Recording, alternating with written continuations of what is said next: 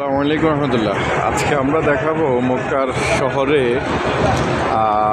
Street যে আপনার দোকানগুলো, ফুটপাতের দোকানগুলো, যেটা আমরা ফুটপাত বলি আর কি।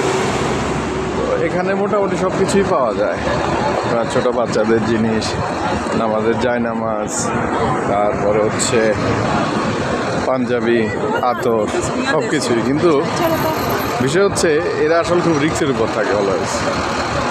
যখনই আপনার পুলিশ আসে তখন এরা এদের দোকান ফিক্স না আর কি, নিয়ে দৌড় দেয়। তো কারণ পুলিশে যদি এদের ধরতে পারে সাথে সাথে এদেরকে ধরে হয়তো বা এদের যে দেশ ওই দেশে পাঠায় দেয়।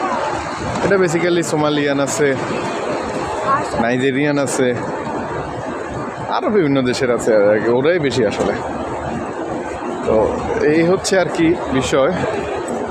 এই জিনিসটাই দেখানোর জন্য ভিডিওটা করা। ইনশাল্লাহ পরবর্তী ভিডিওতে আরও অন্য যে কোনো বিষয় নিয়ে আসবো। তবে এখানে খুব ভালো জিনিস পাওয়া যায়, কম প্রাইসে খুব সুন্দর সুন্দর জিনিস পাওয়া যায় আর কি।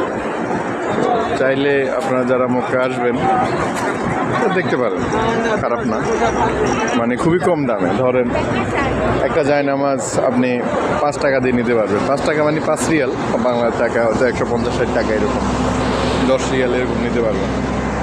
এটা শোরুমে গেলে আপনার 40-50 রিয়াল হয়তো লাগবে, 60-70 রিয়াল এই টাইপের।